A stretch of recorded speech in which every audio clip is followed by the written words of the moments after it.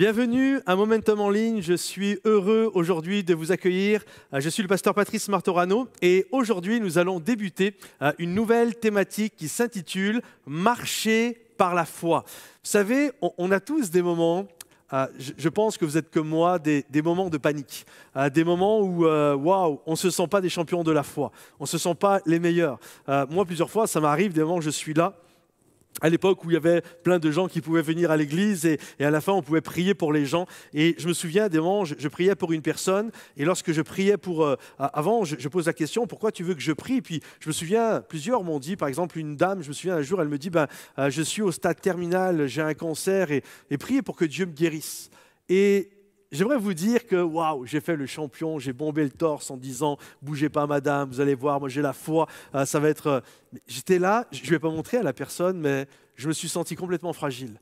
Je me suis dit « Seigneur, sans toi, et puis de toute façon, même si je m'étais senti fort, c'est une réalité également, sans Dieu, on ne peut rien faire. » Et là, je sentais ma foi, j'étais « Seigneur, fais quelque chose parce que je sens que moi, je ne suis pas capable, je vois la fragilité, je vois le besoin. » Et je comprends les apôtres quand ils ont été vers Jésus, quand ils ont vu tous les besoins, les malades et tous ceux qui étaient là. « Seigneur, s'il te plaît, augmente notre foi. » Quand je vois tous les besoins, quand je vois les difficultés, quand je vois les attaques de l'ennemi, « Seigneur, augmente ma foi, que je ne faillisse pas, que je puisse marcher, que je puisse prier pour les gens, que je puisse avoir une vie, Seigneur mon Dieu, qui va refléter la gloire et le fameux « Tout est possible à ceux qui ont la foi, à ceux qui croient. » Imaginez des moments, certainement ça vous est arrivé, vous êtes le 5 du mois et déjà il n'y a plus d'argent dans la cagnotte et tu ne sais pas comment tu vas faire pour boucler la fin du mois. Il reste encore 25 jours. Et là, tu entends une parole de Dieu qui te dit « Reste confiant, aie la foi, tout va bien se passer. »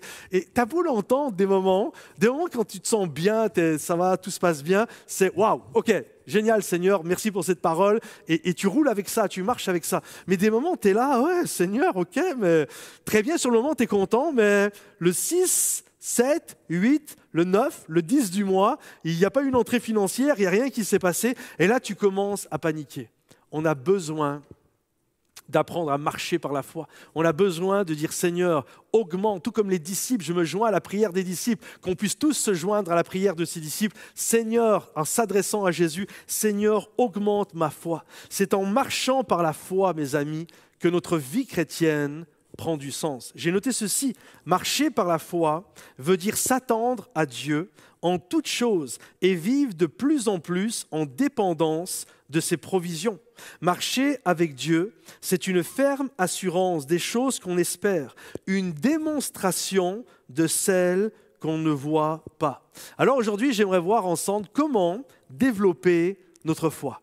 Comment développer sa foi? Quelles sont les caractéristiques d'une personne qui a la foi? Et à travers un épisode de la vie d'Abraham, pour ceux qui m'ont entendu début décembre, j'ai fait 2 messages sur la vie d'Abraham et je vais continuer c'était se relever après de mauvais choix et à la conquête du pays promis. Et je vais continuer la biographie, on va voir ça pendant les mois qui arrivent, pendant les semaines qui arrivent, sur plusieurs dimanches, on va regarder chacun des épisodes parce que Abraham est le père des croyants. Il est le père de la foi. C'est un modèle, Abraham. Et ce qui est bien, c'est que la Bible ne cache pas ses faiblesses et ses forces. La Bible nous montre et on peut littéralement se mettre dans les baskets d'Abraham, essayer de comprendre comment ça fonctionne. Et on va regarder aujourd'hui à travers un épisode de la vie d'Abraham. Et le message d'aujourd'hui, la série de messages entière s'intitule « Marcher par la foi ». Mais le message du jour est le suivant. Augmenter sa foi en Dieu en 2021. Augmenter sa foi en Dieu en 2021. J'aimerais planter le décor et faire la transition avec le dernier message que j'ai fait sur Abraham. Abraham et Lot vont, à un moment donné, il va y avoir des tensions et la Bible nous dit qu'ils vont se séparer. Et Abraham va dire à Lot, où est-ce que tu veux aller? Si tu veux aller à droite, moi j'irai à gauche. Si tu veux aller à gauche, moi j'irai à droite. Et la Bible nous dit que Lot était quelqu'un, même si c'était injuste, mais il marchait par la vue. Ça représente ces croyants qui marchent par la vue. Et la Bible nous dit que Lot a regardé et il a vu les plaines verdoyantes, irriguées des plaines de Sodome. Et lorsqu'il a vu cet endroit, il a vu le potentiel, il a vu la richesse, il a vu la possibilité de vivre dans un endroit riche, dans un endroit où il y avait des choses qu'on pouvait faire, de la culture, toutes sortes de choses qui étaient là. Et il a été attiré par ce que ses yeux voyaient. Et il va dire à Abraham, alors que Abraham est l'aîné, c'est son oncle, c'est lui qui suivait finalement. Abraham suivait Dieu, mais Lot suivait Abraham. Et plutôt que de respecter l'ancien, et la Bible nous dit, il va prendre pour lui, il va partir en direction en se disant ça va être la meilleure part pour moi. Et il va aller à Sodome. Et vous savez, quand vous allez dans un lieu comme Sodome, même si visiblement ça paraît très bien, Sodome c'est le symbole du péché. Et ce qui devait arriver arriva. Lot va planter ses tentes à cet endroit, il va planter sa maison, il va planter tout ce qu'il possède, tout va être là, il va s'intégrer, il faisait même partie des gens de la ville, des gens importants même de la ville. Et alors qu'il est dans ce lieu, il y a des rois, parce qu'ils savent que Sodome et Gomorrhe sont des villes qui sont riches, et il y a des rois qui vont venir piller la ville de Sodome et Gomorrhe, prendre des biens matériels, les richesses, et amener avec eux, ramener chez eux non seulement les biens et les richesses, mais également les gens qui se trouvent, les gens qui habitent dans cette ville. Et là, ce qui devait arriver arriva. Lot a été kidnappé. Lot a été amené en déportation. Il va se retrouver enchaîné et amené par ses rois et il va partir loin. Et là, il y a un fuyard qui réussit à s'échapper et il va aller prévenir Abraham de ce qui s'est passé, que des rois ont attaqué, ils se sont ligués, plusieurs rois ensemble, ils se sont ligués et ils ont attaqué la ville de Sodome et Gomorrhe et que Lot s'est retrouvé dans les gens esclaves qui allaient servir d'esclavage et partir comme ça. Et là, Abraham, c'est là que notre message va déboucher. Écoutez ce qu'il est dit. Le roi de Sodome, quand ça va arriver, et de Gomorrhe prit la fuite. Et ils tombèrent. Le reste s'enfuit vers la montagne. Les vainqueurs enlevèrent toutes les richesses de Sodome et de Gomorrhe et toutes leurs provisions. Et ils s'en allèrent. Ils enlevèrent aussi, avec ses biens, Lot, fils du frère d'Abraham, qui demeurait à Sodome, et ils s'en allèrent. Et là donc, il y a ce fameux fuyard qui vient prévenir Abraham. Premièrement, aujourd'hui, l'amour et l'espérance sont les leviers qui actionnent la foi. On va voir à travers la vie, ce passage-là, quelles sont les caractéristiques d'Abraham, l'homme de foi, qui va faire une différence. Et la première des caractéristiques que nous voyons, c'est qu'Abraham est littéralement, il est régi, il est actionné par la foi, par l'espérance et l'amour. Et son amour envers Lot, son espérance que Dieu est capable de le sauver, vont actionner sa foi et ça va amener Lot à aller de l'avant. Regardez ce qu'il est dit. Dès qu'Abraham eut appris que son frère avait été fait prisonnier, il arma 318 de ses plus braves serviteurs nés dans sa maison et il poursuivit les rois jusqu'à Dan. Malgré le fait que, et c'est ça qui est extraordinaire, malgré le fait que Lot avait quand même abandonné Abraham et qu'il était parti, qu'il s'était mal comporté, la Bible nous dit quand Abraham a su ce qui se passait, Abraham a pris son courage. Il aimait tellement son neveu Lot, d'ailleurs il l'appelle un frère, et il l'aime tellement, et il croit tellement que Dieu peut aller le sauver, qu'il n'écoute que son courage, il prend 18 de ses serviteurs, ils deviennent des soldats, et il dit, allez, on y va, on va aller sauver mon neveu, on va aller sauver Lot, on va aller sauver mon frère, ce n'est pas possible qu'il se retrouve comme esclave, qu'il se retrouve en déportation. Et là on voit vraiment par rapport au premier passage d'Abraham, on voit vraiment que là il a grandi. Dans les premiers passages, il se cachait derrière son épouse, il l'a même donné à Pharaon, et il ne prenait pas ses responsabilités. Mais là, on voit que l'homme de foi est un homme qui prend ses responsabilités. Il est mué par l'amour envers son neveu, qu'il considère comme son frère, et il veut voir la grâce de Dieu se manifester. Et il part littéralement, il course, il va chasser ces rois-là. Lui, Abraham, vous savez qu'Abraham, vous savez pourquoi Sodome et Gomorrhe ont été attaqués? C'est parce que les gens disaient, là, il y a des vraies richesses, là, il y a de la vraie puissance. Mais ils n'ont pas attaqué Abraham. D'ailleurs, c'est la première fois qu'on appelle Abraham l'hébreu. L'hébreu, ça veut dire celui qui a été de l'autre côté. Ça veut dire l'immigrant. Et pour tous les gens, Abraham, c'est quelqu'un de faible. C'est un immigrant. C'est quelqu'un qui vient juste de passer de l'autre côté, qui vient juste d'habiter là. Ce n'est pas quelqu'un d'important. Mais même si, pour les yeux des gens, il n'était pas quelqu'un d'important, Abraham était littéralement était plein d'amour, plein d'espérance de ce que Dieu pouvait faire. Ça a actionné sa foi. Et lui, Abraham l'Hébreu, va partir à la conquête. Il va dire, je vais retourner, je vais aller chercher avec courage et foi, je vais prendre ce risque important. Et l'amour envers l'autre, j'ai noté ceci, l'amour envers l'autre et l'espérance de le voir sauvé vont être les leviers qui vont actionner sa force. L'amour, c'est vraiment quelque chose d'important et que l'on retrouve dans toutes les personnes qui ont une grande foi. Et quand je parle d'une grande foi, c'est une foi qui est saine. Pas une foi complètement folle, mais une foi qui est saine. Un homme qui est plein de foi. Jésus était plein de foi. Abraham était plein de foi. C'est quelqu'un qui est rempli d'amour. Un amour pour les autres. Un amour pour les Lots. Un amour pour des frères qui ont abandonné. Il est plein d'amour. Vous savez, quand j'ai noté ceci, quand vous n'aimez pas quelqu'un, je suis persuadé que peut-être vous l'avez fait vous-même ou vous l'avez remarqué, quand on n'aime pas quelqu'un, même quand cette personne a fait quelque chose de juste génial, magnifique, super, en règle générale, quand on ne l'aime pas, on trouve toujours des choses à redire. Ouais, mais tu sais, il a eu de la chance. En fait, bref, on est toujours en train de rabaisser ce qu'il a fait.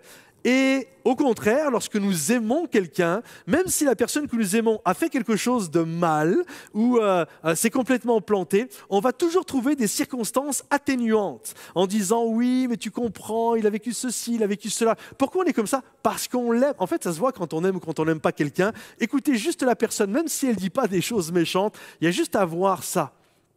Et là, Abraham était régi par l'amour et par l'espérance également. Vous savez que la foi, l'essence de la foi, c'est l'espérance. Or, la foi est une ferme assurance des choses que l'on espère.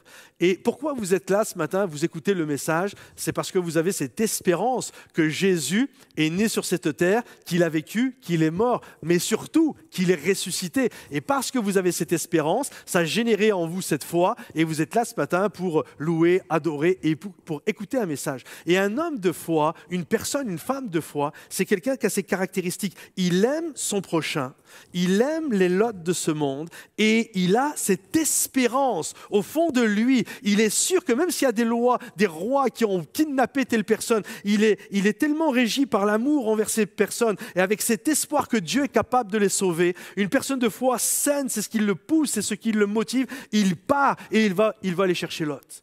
Et c'est ce qu'était Abraham. C'était un homme de foi qui avait de l'amour, qui avait de l'espérance. Et ces deux choses ont actionné son courage, son audace et la foi d'aller rechercher Lot. Vous savez, Abraham aurait pu dire, à juste titre, il n'a que ce qu'il mérite. Finalement, c'est lui qui a voulu aller à Sodome. Moi, je n'ai jamais demandé d'aller à Sodome. Bien fait, bien fait. Tu n'avais qu'à pas y aller.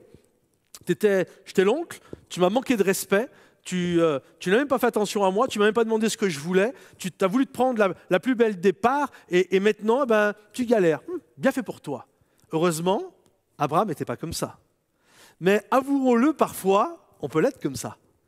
Ça nous arrive à tous parfois d'être comme ça. Un ami qui va nous trahir parce que pour un moment donné, il se ligue avec une autre personne parce que justement, il a l'impression que l'autre peut lui apporter plus que nous. Et là, on le voit, il nous tourne le dos. Et puis d'un seul coup, cet ami avec qui il avait mis toute sa confiance, bing, le trahit. Et toi, tu es là, tu es chez toi et tu dis, bien fait, bien fait. Tu as voulu en faire qu'à ta tête, tu m'as tourné le dos. Et voilà, maintenant, tu payes les pots cassés. Ça, des moments, c'est comme ça, c'est en nous. Ça peut être littéralement quelqu'un de ta société que tu as formé.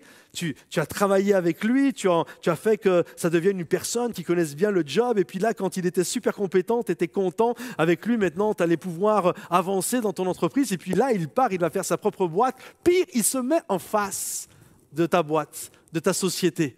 Et là, quelque temps après, il tombe sur un client véreux et il fait faillite. Et toi, tu es là de l'autre côté. Bien fait. Bien fait. Tu as voulu en faire qu'à ta tête, aujourd'hui tu es en faillite, tu n'as que ce que tu mérites. C'est les conséquences. Ça peut être un pasteur qui est là, qui forme un jeune, qui croit en lui, qui fait tout, puis d'un seul coup, il y a une église qui s'ouvre ou je ne sais quoi, une organisation de ceci, de cela, et tu vois le gars en qui t'avais placé, la personne avec qui tu avais placé plein d'espoir, elle part. Et là, elle part et était déçue. Mais non, mais pourquoi tu pars et moi, je croyais, etc. Et là où il part, au bout de quelques temps, il y a un très mauvais leadership, il y a un scandale, tout ça, ça éclate et il se retrouve le bec dans l'eau. Et au fond de toi, tu dis, ben voilà, t'écoutes pas les conseils. Eh ben, c'est bien fait pour toi, tu apprends comme ça. Heureusement, et c'est ce qui caractérise un homme de foi, une femme de foi, une personne de foi, heureusement, Abraham n'était pas comme ça. Il n'a pas réagi comme ça. J'ai noté ceci, sitôt qu'il apprend que son neveu a été fait prisonnier, rien ne l'arrête pour lui porter secours. Il aurait pu invoquer, pour rester neutre, la faiblesse de ses moyens. Ce que j'ai dit tout à l'heure, c'était pas quelqu'un de riche, Abraham, par rapport aux autres. Et il aurait pu dire, non, moi tu comprends, je ne peux pas t'aider, mon frère, ma soeur, je ne peux pas t'aider, je n'ai pas beaucoup de moyens. Il va rien invoquer, il ne va pas rester neutre, la faiblesse de ses moyens ou quoi que ce soit, pour éviter une coalition, pour éviter de partir à la recherche de Lot. Non, son amour pour son frère, sa foi, sa persévérance remporte la victoire et délivre le captif. Plus un homme, plus une femme a de l'amour envers un autre, et cet espoir que Dieu est capable d'agir, plus sa foi augmente. Et c'est ce qu'Abraham était, et Abraham a réussi à ramener Lot. Regardez ce qu'il est dit, Abraham ramena toutes les richesses. Il ramena aussi Lot, son frère, avec ses biens, ainsi que les femmes et le peuple. Et là, tu te dis, waouh, Abraham tout seul, il est quand même parti faire la guerre. Alors, il y avait toute une stratégie, mais il est parti en guerre contre des rois. Et il va réussir à ramener non seulement Lot, mais tous les gens, les habitants de Sodome et de Gomorrhe, et il va ramener même tous les biens. Une autre caractéristique que l'on voit d'une personne qui a la foi, c'est que sa foi, écoutez bien, refuse le compromis avec l'ennemi. Regardez ce qu'il est dit, après qu'Abraham fut revenu vainqueur de Kédor-Laomer et des rois qui étaient avec lui, le roi de Sodome sortit à sa rencontre. Là, j'ai mis une parenthèse, vous le voyez sur l'écran, une parenthèse avec 3 petits points, parce que là, il y a un texte qui vient s'insérer, mais on le verra juste après. Il y a une personne qui est venue visiter Abraham. Et le roi de Sodome dit à Abraham, « Donne-moi les personnes et prends pour toi les richesses. » Abraham répondit au roi de Sodome, « Je lève la main vers l'Éternel, le Dieu très haut, maître du ciel et de la terre. Je ne prendrai rien de tout ce qui est à toi, pas même un fil, ni un cordon de soulier, même pas un lacet, afin que tu ne me dises pas, j'ai enrichi Abraham. Rien pour moi. Seulement ce qu'ont mangé les jeunes gens, et la part des hommes qui ont marché avec moi, eux, ils prendront leur part. » Et on voit que cela était, quand on regarde ce passage-là, on se dit, et c'est ça qui est fou, souvent on a juste la pensée que, écoutez bien, on a juste la pensée que que Abraham a été sauvé Lot. Mais en fait, Abraham, en délivrant Lot, il n'a pas que délivré Lot, il a délivré le roi de Sodome, il a délivré le roi de Gomorrhe, il a délivré le peuple et ses habitants, qui étaient des gens qui étaient loin, très loin dans leur moralité de Dieu, et c'était loin d'être des adorateurs de l'Éternel. Vous savez, des moments, il y a ce qu'on appelle des dommages collatéraux. C'est quoi un dommage collatéral? C'est que d'un seul coup, il y a une personne qui a été visée, et à côté, tu as un innocent qui n'a rien à voir, et poum, ça tombe aussi sur lui, ce qu'on appelle un dommage collatéral. Eh bien, j'aimerais vous dire, des moments, il y a des grâces collatérales. Il y a des grâces collatérales. C'est-à-dire qu'on le voit par exemple avec Joseph. Joseph est béni et toute la maison de Potiphar est bénie. Joseph est en prison et toute la prison est bénie. Joseph devient le premier ministre d'Égypte et toute l'Égypte est bénie. grâce collatérale. Dieu te bénit, puis d'un seul coup, tout le monde est béni. Et c'est exactement ce qui s'est passé en bénissant Lot. Il y a eu une répercussion collatérale, une grâce collatérale, et le roi de Sodome, qui était loin d'être un homme, il était fourvoyé, il était toutes sortes de choses, il se retrouve sauvé, et il vit lui-même cette grâce-là. Et là, comprenez bien, regardez, la signification du roi de Sodome, et on voit, vous pourrez regarder ça au début du chapitre 14, il s'appelle Béra. Et le nom du roi de Sodome, c'est Béra. Et Béra, ça veut dire le fils du mal. Et Sodome, ça veut dire qui brûle. Donc on peut dire la signification du roi de Sodome, elle est évidente, elle est en relation avec toutes les formes du péché. Pas qu'avec une forme de péché, avec toutes les formes de péché.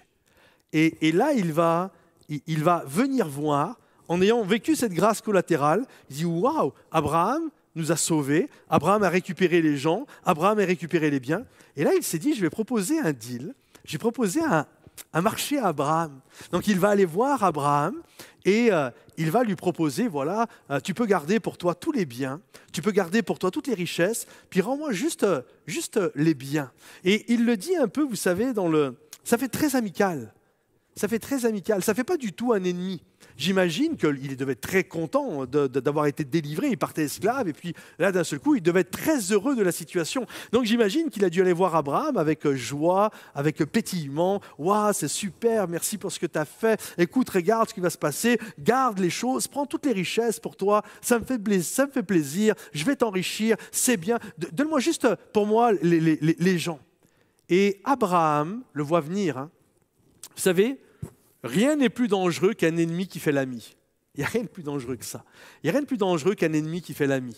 Un ennemi, quand il fait l'ennemi, c'est bien. Tu sais au moins à quoi tu dois t'attendre. Mais un ennemi qui fait l'ami, vous savez, c'est un peu comme le serpent dans le jardin d'Éden qui fait copain-copain avec Adam et Ève.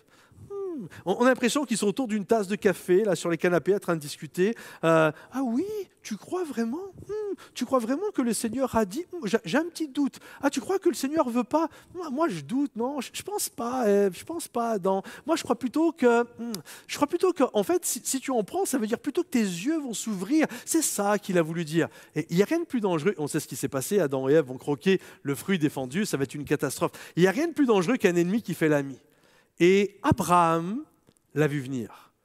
Abraham comprend le problème qui est en train de se profiler à l'horizon, et là, il va refuser. Il va dire au roi de Sodome, écoute-moi bien, même un lacet de souliers, il y avait des richesses, il y avait de l'or, il y avait de l'argent, il y avait de toutes sortes d'ustensiles extra en or, et toutes sortes de choses. Et il va dire au roi de Sodome, écoute-moi bien, même pas un lacet de toi je veux. Même pas je veux que le roi de Sodome dise « j'ai donné, j'ai enrichi, j'ai donné quelque chose à Abraham ». Et on peut remarquer, j'ai mis ça en diapo, on peut remarquer qu'au point de vue de la justice humaine, il était tout à fait juste qu'Abraham prenne les biens que le roi de Sodome lui offrait, car c'était lui qui avait été les reprendre au roi pillard. Mais le croyant doit agir en toute chose selon la pensée de Dieu. Il ne suffit pas qu'une chose soit juste selon le monde pour qu'il la fasse. Il a des motifs plus élevés pour gouverner sa conduite. Abraham va refuser. Non. J'ai des motifs encore plus élevés. J'ai un standard plus élevé. Il est hors de question que je fasse ami avec le fils du mal, avec celui qui brûle par le péché. C'est hors de question. Moi, je suis venu sauver celui qui était perdu. Je suis venu sauver Lot. Je suis venu sauver les gens qui étaient là autour. Mais tu ne diras jamais que moi, je t'ai enrichi. Tu diras, je ne ferai pas copain avec ce qui est mal. Et là, il y a une leçon spirituelle. Écoutez bien. Je l'ai noté également pour que vous puissiez vraiment le mémoriser.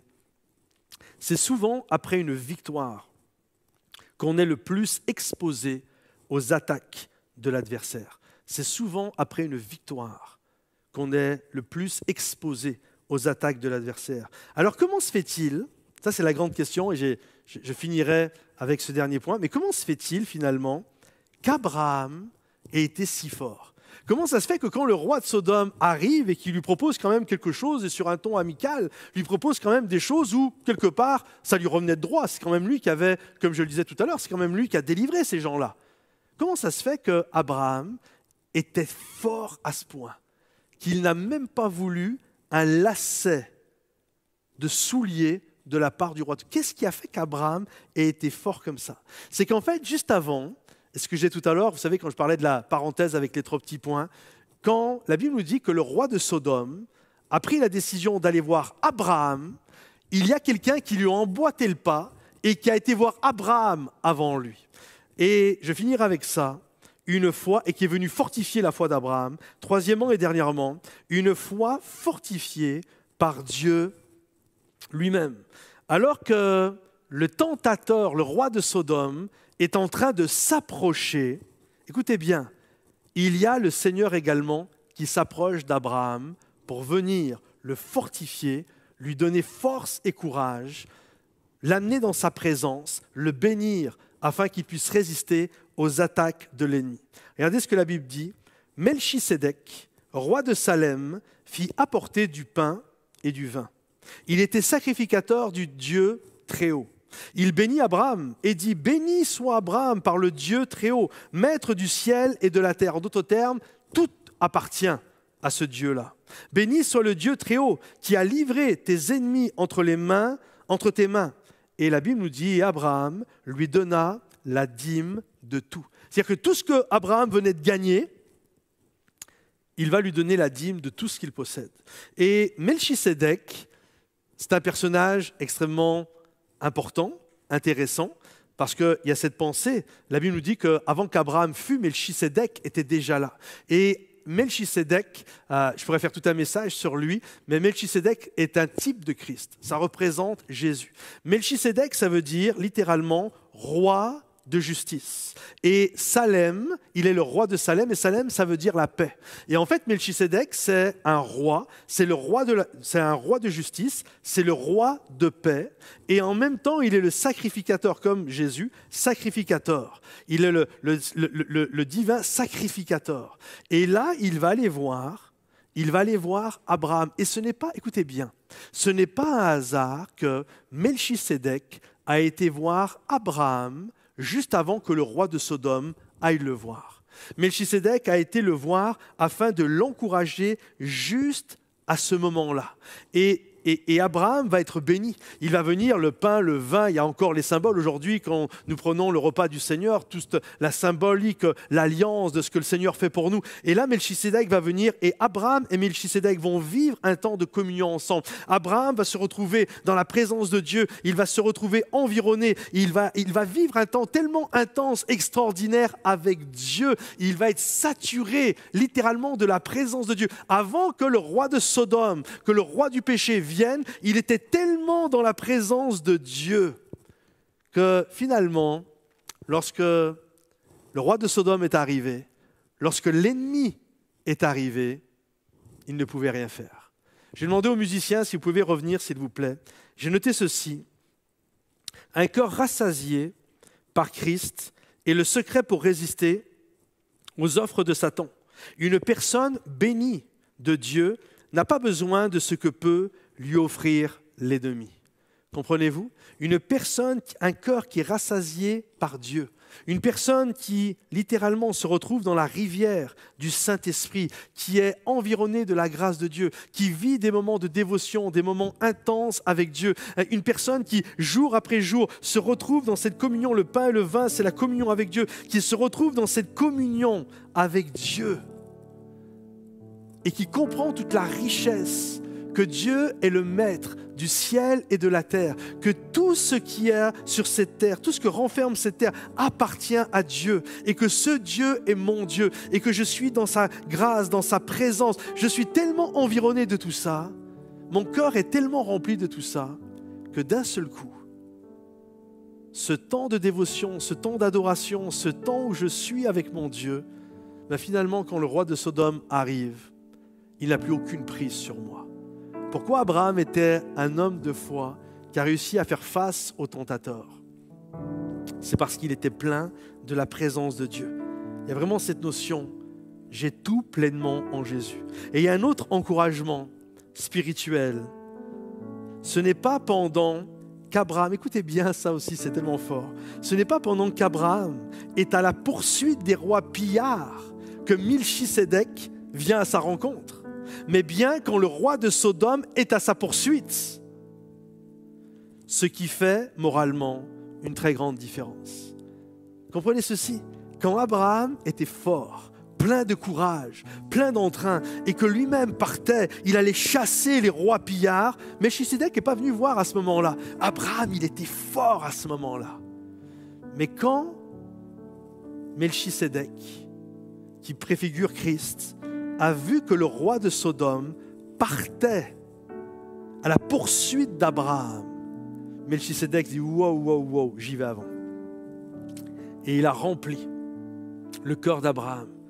Ce qui fait que lorsque le roi de Sodome est arrivé, il n'y avait plus aucune prise. J'aimerais vous illustrer ceci. Imaginez avec moi, j'ai deux j'ai 2 cotons. Imaginez que ces 2 cotons représentent une personne. Et là, il y a une personne qui a été prise, elle a été froissée, littéralement par l'ennemi, par le roi de Sodome. Elle se retrouve sous son emprise, elle se retrouve sous sa griffe, sous sa pince. Et là, l'ennemi vient mettre le feu à sa propre vie. Et ça brûle, il y a les attaques, il y a le péché, il y a toutes sortes de complications, il y a les épreuves, il y a le tumulte, il y a toutes sortes d'angoisses qui viennent. Qu'est-ce qui se passe? Si vous voyez le coton, il brûle, il noircit, il est en train de se consumer entièrement. Maintenant, comprenez ceci. Si cette personne, avant de se retrouver dans les pinces de l'ennemi, se retrouve plongée dans la présence de Dieu, se retrouve complètement inondée, va dans la rivière du Saint-Esprit, et qu'ensuite elle se retrouve sous les pinces de l'ennemi, alors là, quand l'ennemi va venir, quand le roi de Sodome va venir, et qu'il va venir mettre le feu à sa vie. Alors bien sûr, on a tous les attaques. Quand on est chrétien, on vit les attaques. Il y a les combats, il y a les difficultés. Mais vous voyez ce qui prend place? Il peut y avoir, tu peux te retrouver plié en quatre, tu peux te retrouver avec la pince, sous l'emprise de l'ennemi. Tu peux te retrouver entouré de flammes. Mais qu'est-ce qui se passe? Tu ne te consumes pas, tu ne brûles pas. Parce que tu es tellement imbibé de la présence du Saint-Esprit que l'ennemi ne peut rien contre toi. Et j'aimerais t'encourager ce matin. Une personne de foi, tous les gens, c'est ce que Jacques dit. Tu dis que tu as la foi, c'est bien. Les démons aussi disent qu'ils ont la foi. Le diable également dit que Dieu existe. Il croit en Dieu. Mais il y a vraiment cette notion. Je veux pas juste croire en Dieu.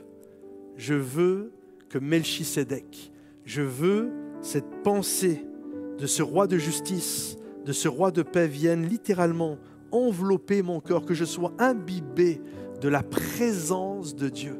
Que lorsque l'ennemi va venir pour essayer de me briser, de mettre le feu à ma vie, finalement je suis tellement dans la présence de Dieu qu'il n'y a rien qui puisse me consumer. J'aimerais prier pour toi ce matin, j'aimerais prier pour vous, pour que Dieu vous sature de sa présence, vous remplisse les vases que nous sommes de l'Esprit de Dieu, afin que nous puissions en 2021, quels que soient les combats, il va y avoir des bonnes choses en 2021 et il va y avoir aussi des mauvaises choses.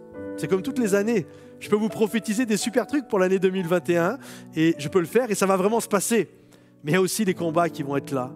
Il y a aussi les difficultés qui vont être là. Il va y avoir des rires, il va y avoir des larmes, il va y avoir des joies, il va y avoir des peines. Mais que votre cœur ne se trouble pas. Soyez remplis de la présence de Dieu. Passez un temps avec Dieu. Tout à l'heure, on va avoir une interview justement avec cette notion de comment vivre un temps de dévotion avec notre Dieu. Mais vraiment qu'on puisse dire, Seigneur, en cette année 2021, je commence l'année et j'ai ce désir d'être imbibé de ta présence, afin que l'ennemi ne puisse rien faire contre ma propre vie. J'aimerais que vous puissiez courber vos têtes là où vous êtes, chez vous, peut-être dans un bois, peut-être dans une voiture, je ne sais pas, avec des écouteurs en train de marcher. Alors si vous marchez, fermez pas les yeux, mais j'aimerais prier pour vous. Seigneur mon Dieu, je te prie pour toutes les personnes qui écoutent ce message ce matin.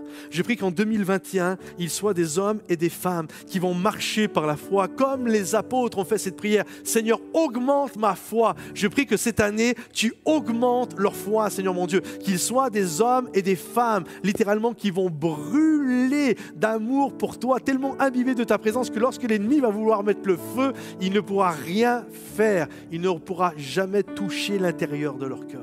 Seigneur mon Dieu, bénis chaque homme, chaque femme qui écoute ce message. Je réclame ta grâce, je réclame ta bénédiction. J'aimerais que nous puissions entonner ensemble une déclaration de foi. Un chant qui dit « Aucun autre nom ». Je veux rien d'autre en cette année 2021 que ton nom. Je ne veux rien d'autre en cette année 2021 que de marcher par la foi avec toi. Alors juste là où tu es ce matin, tu peux te mettre à genoux, tu peux rester assis sur ton canapé, tu peux te mettre debout, tu peux lever tes mains, peu importe l'expression que tu désires. Mais je t'encourage ce matin à déclarer avec nous, avec toute l'équipe ce matin, aucun autre nom. Louons et adorons le Seigneur. On se retrouve juste après pour voir ensemble cette notion de dévotion.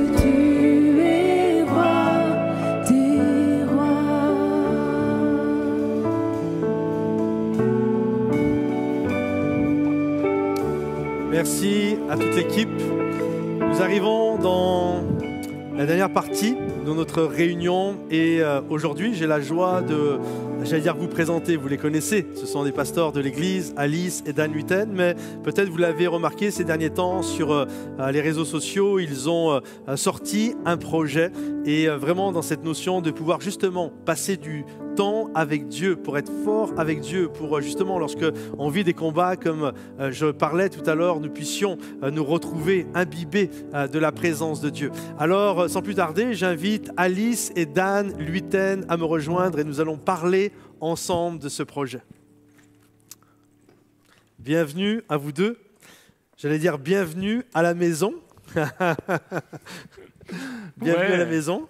Merci beaucoup. Salut tout le monde. D'habitude, vous voyez Dan en train de faire la louange et Alice qui fait mille et une choses. Et là, ils sont tous les deux ensemble et content, béni. J'ai eu l'occasion de pouvoir faire une petite contribution sur le projet dont nous allons parler, qui s'intitule le dévotionnel. Alors, moi, une des premières choses que je désire vous demander, c'est que habituellement, on va le montrer, on va en parler. Et habituellement, quand on connaît les albums de Dan Luiten, 6 albums, hein, c'est ça, ouais, 6 albums de Dan Luiten à travers la francophonie, des millions de vues sur YouTube. Vous connaissez Ébloui, Majestueux, etc. Et d'habitude, c'est Dan Luiten. Sauf que là, j'ai vu quand même sur le projet, montre-moi-le, ici, il écrit Alice et Dan Luiten. C'est pas Dan Luiten tout seul. Ça veut dire que tu vas chanter Alice dedans? Non. On ne me l'avait pas faite celle-là. J'y avais pas pensé. Non, vraiment, c'est parce que c'est un projet qu'on a débuté, qu'on a fait ensemble tout au long en fait de la réalisation du projet. Même au niveau de l'idée, c'est une idée de Dan par rapport à la musique, moi par rapport plutôt au texte. Et du coup, vraiment, c'est un projet qu'on a fait à deux, c'est pour ça. Wow, c'est génial. Alors, est-ce que, Alice, tu peux nous dire, c'est quoi le dévotionnel? Alors, tout à fait. C'est un dévotionnel parce qu'en fait, c'est un outil pour nous aider dans nos temps de dévotion. Donc, en fait, c'était vraiment l'idée. Juste fais une petite parenthèse parce que je sais que suivant les endroits dévotionnels, ils comprennent et dans d'autres endroits, ils ne savent pas vraiment ce que c'est. On va parler d'un culte personnel, de prendre un temps avec Dieu, mais c'est ça quoi. Tout à fait. Et c'est pour ça que je voulais développer en fait même le mot dévotion. Vas-y. Parce que tout le monde ne l'utilise pas forcément. Donc, en fait, c'était vraiment pour accompagner les gens et les encourager à développer leur temps avec Dieu. C'est pour ça aussi qu'en dessous, on a voulu écrire un cœur à cœur avec Dieu. Donc, c'est vraiment dans les moments intimes que les gens peuvent avoir avec Dieu. On voulait que vraiment ce soit un outil qui les aide à avoir ces moments-là, donc autant par le biais des pensées écrites, de versets bibliques aussi, mais l'accompagner aussi par la musique pour que dans leur temps de louange, leur temps de prière, leur temps de méditation, peu importe comment les personnes le font et que ça se déroule, que ça puisse être un outil le plus complet possible pour les aider dans leur temps de dévotion, donc d'où le titre « Ma dévotion ». Ok. Dan, quand ce projet est-il né? Alors, il est né à peu près il y a 2 ans, donc c'est vraiment pas récent. En fait, il y a quelques années, Luc Dumont avait fait un album solo guitare-voix. Okay, et puis, il y a des années, moi je m'étais dit, un jour je ferai un CD piano-voix. Et donc, ça c'est resté dans nos têtes. Et puis, il y a juste quelques mois, Marie Agostini, elle a écrit avec nous justement. Marie avait reçu vraiment dans la prière une pensée comme quoi elle devait nous aider à écrire. Alors, elle est venue nous voir, puis elle nous a dit, moi j'ai envie de vous aider à écrire, mais on ne savait pas trop quoi écrire en fait. Et puis, il y a parce que toi, t'aimes écrire des chants, bah ouais, mais écrire un livre, c'est autre chose quand même. Totalement, ouais. Je suis pas un auteur réellement. Donc, et puis l'année dernière, Éric Sellerier, Éric si tu nous regardes, Éric Sellerier nous dit ça serait génial que vous puissiez écrire sur YouVersion, vraiment des plans de lecture sur YouVersion. Et puis Marie était dans le coin, elle a entendu, et puis moi j'étais vraiment dépassé, là, écrire pour YouVersion, ça me parlait pas du tout, mais Marie vraiment, ça a fait un déclic et ça a rappelé la parole qu'elle avait reçue quelques mois plus tôt. Je vais aider Dan et Alice à écrire soit pour YouVersion, mais en tout cas, en parlant avec elle, ensuite, on s'est dit, pourquoi pas écrire sur les pensées de chants, des chants justement que moi j'ai écrits pendant tout mon ministère. Donc de Toi seul et digne jusqu'à Ébloui, on a 30 pensées. C'est ça, 6 albums, ça fait quand même pas mal de chants, avec pas mal d'histoires derrière. Exactement, et donc on a travaillé à 3 avec Alice, et puis on a écrit ces chants. Justement, Alice, comment vous avez écrit ces pensées? Donc, en fait, on s'est vu très régulièrement avec Marie. Marie, qui est une amie très proche à nous, qui est une membre de l'Église Momentum. Peut-être que tout le monde ne la connaît pas. Et on aimait beaucoup déjà son écriture. Elle écrivait souvent sur les réseaux sociaux, tout ça, on aimait ça. Et en fait, on s'est dit, on va se voir. Et Marie, on va te raconter à chaque fois. Nous, on a sélectionné déjà les chants. On avait envie d'en avoir 30 parmi les chants de Dan qui soient très doux, pour que ça puisse être des moments aussi favorables pour les gens dans leur lecture. Et chaque chant, en vérité, soit représente par exemple une histoire, une époque de notre vie, quelque chose que l'on a vécu, des fois quelque chose que quelqu'un d'autre a vécu, qui nous a raconté en témoignage. Très souvent aussi, donc il y a des chants de louange, mais on tenait aussi à ce qu'il y ait des chants qui permettent aux personnes, en lisant ça, d'avoir des temps d'encouragement, ou des temps peut-être où en fait les gens ont envie de déposer leur peine, leur fardeau à Dieu, d'être encouragés, etc. Donc on a cherché plusieurs thèmes différents, appuyés par un chant à chaque fois, et donc ça a donné les 30 pensées. Donc, à chaque fois, on disait les versets bibliques sur lesquels le chant avait été basé, appuyé. Des fois, par exemple, il y en a un, c'est toi qui as prêché, et Dan, ça l'a marqué, puis il s'est dit, j'ai envie de faire un chant là-dessus. Donc voilà, on a pu à chaque fois raconter ça, dans le but vraiment que le matin, quand la personne, enfin le matin ou n'importe quand que la personne décide de lire ce moment-là et d'avoir ce chant, ça puisse vraiment le bénir et l'encourager, l'amener près de Dieu. Ok, alors là on a parlé du livre, on a parlé des 30 pensées, mais en fait ce n'est pas qu'un livre, Dan. Exactement. Quand je vois tout ce qu'il y a dans les mains encore d'Alice, ce n'est pas qu'un livre. Totalement. En fait, on a voulu aller, encore plus loin, c'est-à-dire que avec le livre, on s'est dit, mais on aimerait vraiment que les gens puissent vivre des temps de prière sur ces pensées-là. Mais si moi je chante tout le temps, en fait, les gens ils vont écouter ma voix et ils vont pas pouvoir prier. Donc, en fait, on a fait donc le CD qui est ici, il est à l'intérieur du livre. Donc, ne pensez pas qu'il faut acheter les deux. Si vous voulez, vous pouvez acheter les deux. Mais il y a le CD à l'intérieur. Il y a même le livre, le QR code. Et derrière, il y a le. Voilà, pour tous ceux qui n'ont plus de lecteur CD, on vous a mis le QR code. On vous envoie les pistes directement. Avec vos téléphones, vous scannez directement l'appareil photo et vous allez pouvoir télécharger. C'est ce que j'ai fait. C'est ça. Exactement. Et en fait, ce qu'on s'était dit, parce que concrètement, on ne peut pas. Une fois que vous avez acheté le livre, quand vous allez télécharger, c'est offert. C'est pas, vous n'allez pas repayer le téléchargement des audios. Hein. C'est ça. Tout est inclus dedans. Et vous avez les pensées à lire, mais en plus, les chants à écouter. Et peut-être qu'on pourrait avoir on a mis un petit extrait, donc si vous voulez. Donc il y a. Si on peut envoyer ça pour que les gens se donnent une idée de ce que c'est. Exactement. On a mis donc premièrement les 30 chants chantés, piano voix. Donc je suis rentré en studio, puis j'ai pu enregistrer avec Jérémy Gerbord les 30 chants. Et puis en plus, on s'est dit on va leur donner les pistes piano, pour qu'ils aient un endroit. On écoute, là c'est donc piano, voix. Ébloui, le chant numéro 30.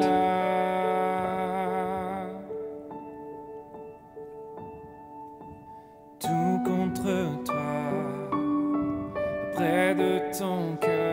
Et donc, au fur et à mesure, il y a toute la pensée, l'expérience, le témoignage du chant. Et puis, s'ils ont envie simplement de prier sur ce thème-là, ils vont pouvoir mettre la piste 60, puisqu'on a 60 pistes sur le CD. Et en fait, on a fait une version CD uniquement. Pour ceux qui n'aiment pas lire ou qui veulent pas acheter le livre, on a aussi juste le CD. Donc là, pareil, il y a les 30 chants audio-voix et les 30 instrumentales. Exactement, juste les 60 pistes. Et moi, je trouve ça génial. Il y a vraiment pour la notion de temps de prière. Moi, la dernière fois, je l'ai aussi mis. C'était même pas un temps de prière. J'étais en train de faire mon message et j'avais ton Le fond instrumental musical, derrière, ouais. et c'est bien aussi. Moi, des fois, Exactement. pour travailler, par exemple, je mets juste.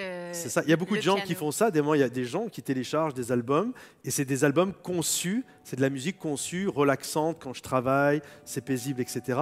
Ben là, c'est cool, quoi. Exactement. Et en plus, on est allé encore plus loin. On s'est dit, on aimerait que les gens y vivent des choses et qu'ils les écrivent, qu'ils écrivent vraiment ce que Dieu leur met sur le cœur, ou alors leurs prières, leurs réponses aux prières. Et donc, on a créé un journal, le journal de ma dévotion. Donc, c'est un petit cahier, bien sûr. Il est très joli. Et puis, ça va plaire aux Donc femmes. voilà, vous avez, supplémentaire.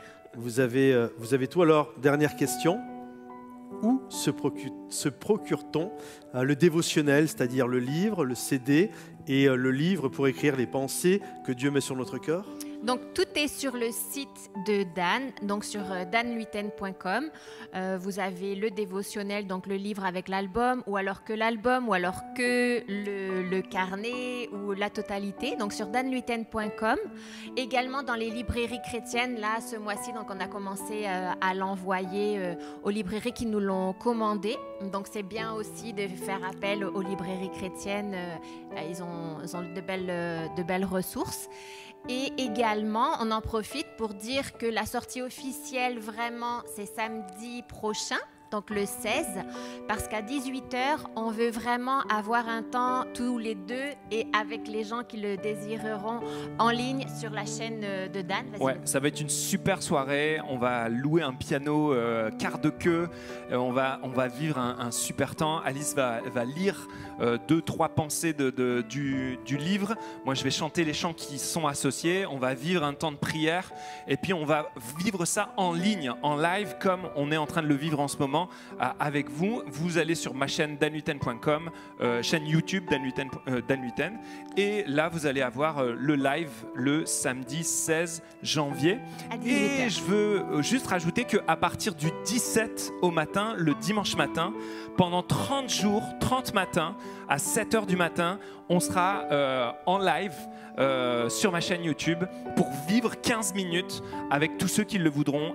Avant d'aller au travail, ils vont pouvoir vivre aussi ces 15 minutes-là. On va lire la pensée, on va chanter le chant et puis on va prier ensemble.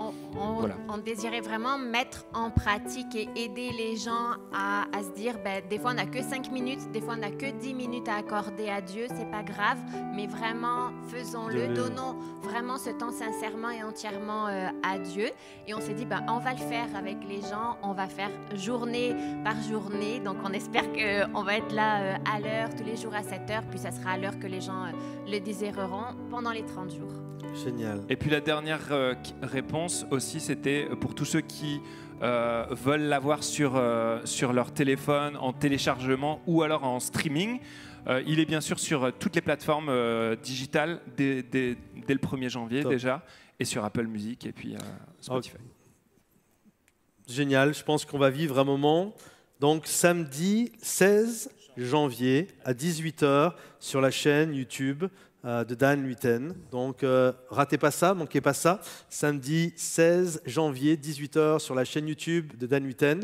On va vivre ensemble un temps de louange et d'adoration très intimiste et je crois vraiment que vous allez être bénis, vous allez être encouragés. Nous arrivons au terme de cette réunion. Merci à vous, merci à chacun de nous avoir suivis. Pensez à être là samedi, les offrandes, monoffrande.fr et merci pour votre générosité et on se retrouve la semaine prochaine où on va poursuivre notre série d'enseignements sur marcher par la foi, message biographique sur la vie d'Abraham. On se retrouve la semaine prochaine, dimanche, 9h30. Soyez bénis et à bientôt. Bye bye.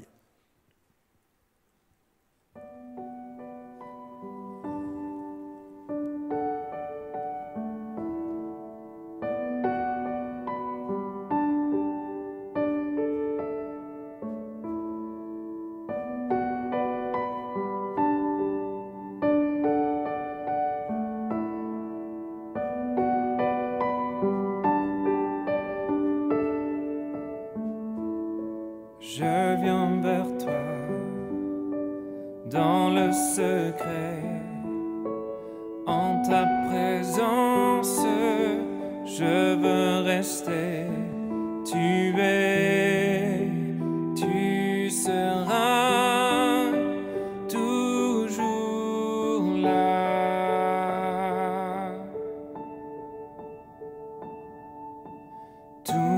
contre toi,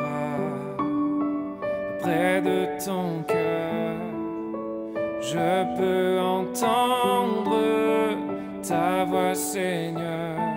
Tu seras toujours là. Ébloui devant toi, Éternel,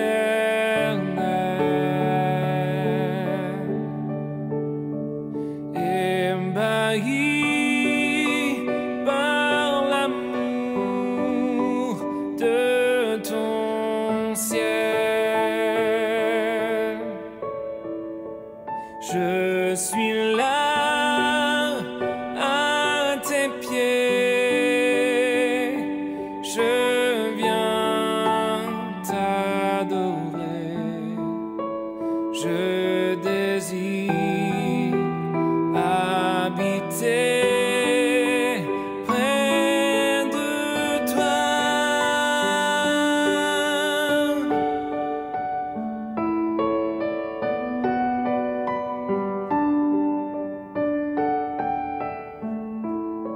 Je vois ton bras, je sens ta main, tu me protèges, tu me soutiens.